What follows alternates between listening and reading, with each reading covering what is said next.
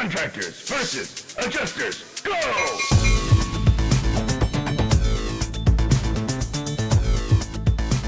Hello and welcome back to Contractors versus Adjusters with Peter Croso, where we teach restoration contractors how to sell their services to insurance adjusters. So, Peter, today, we've got an election coming up later this year and lots of opinions back and forth. And, how does that play into things? Regardless of the actual election, the opinions, right? They come up, feelings and all that. Oh my gosh, this is so important to a business person. You're not in business to espouse or promote a political ideology or position. It's really a bad idea to betray your position or, publicize your position, how you feel about anything political or religious, of course. And now some people would be offended by the religious part because they feel obligated to promote religious thoughts. But I'm telling you, on the political side, it is so dangerous and actually not smart, because your audience is made up, your market, the people you want to do repair work for, is made up of a variety of the population. There's 300 million people in our country, and there are divisions in that 300 million people. You can't express, if you think your position is logical, and then if you just get that message out there that anybody else is going to be persuaded by your good logic, that's such a mistake. It is such a mistake. You're not in business to persuade people politically. You're in business to get the work, do the work, get the money. And those are the three important things that will lead to your profitability. Yeah. I'm thinking about like driving down the road too. Somebody will put like a sticker on a work truck or something.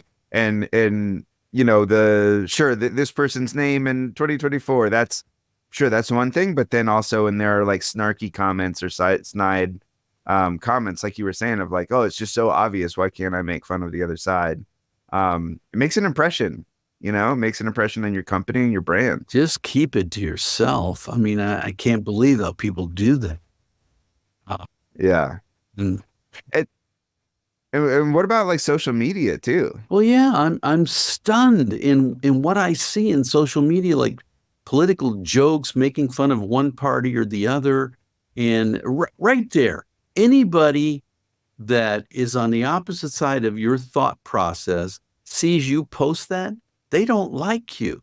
This is not an environment where, for some reason, maybe there was never a time where you could do this, but certainly now where people are emotionally impacted by political persuasion.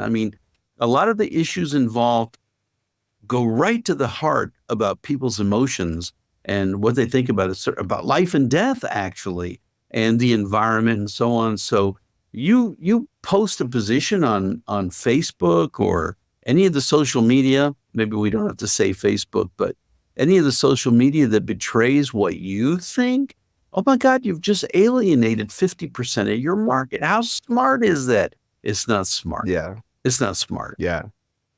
Do you have any advice for what to do if somebody brings it up, like a client or somebody in conversation?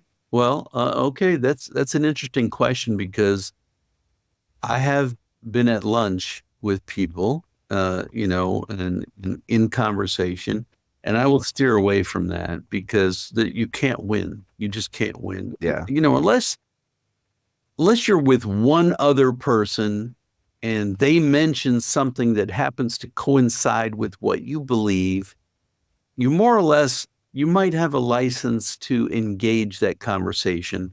Sure. Because no one is offended. But if it's one person and someone else who you don't know, and you don't know how they feel about a particular issue, I would divert from that conversation and go somewhere else. I've done that many a time. And then if I'm with one person and they say something that I find abhorrent politically, then I'm just, I actually want to do business with this person, but they take a political position that that's anathema to me.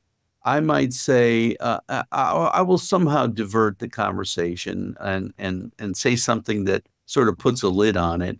And a lot of times people will catch themselves and they'll recognize that my remark was, in effect, we shouldn't go there. And it Yeah. doesn't necessarily betray what my position is, but I just think we shouldn't go there because it's, you've always heard that since you were a kid, it's not polite to talk about politics or religion.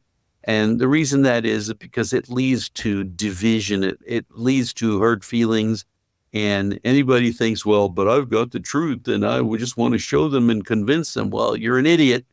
It's plain and simple because, Yeah.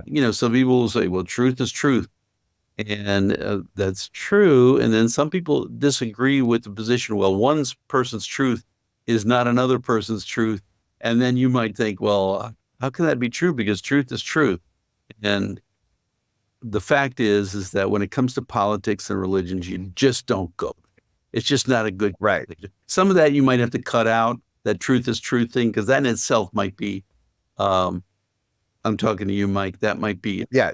No, I understand. through that, because it is true, it's one Yeah. truth. Yeah. Okay. Yeah. Well, well, it seems like, the point is that focus on the business, right? Focus on business. That's what we're all here for. That's why And you're here. Exactly. exactly. It's just about Exactly. getting the work, doing the work, getting the money. That's why we're Cool. And, that goes back to the theme of contractors versus adjusters, that we don't actually want fights, right? We don't want this to Not be an this. adversarial relationship. Right. We want to build relationships. We want to farm, not hunt. So, all right. Well, this has been another good episode of Contractors versus Adjusters. Peter, thank you very much. To our listeners, please make sure that you're following us on your platform of choice, whether that's YouTube, Spotify, Pandora, Apple Podcasts, Castbox, any of the others. Thanks again for listening, and we'll see you next time on Contractors versus Adjusters.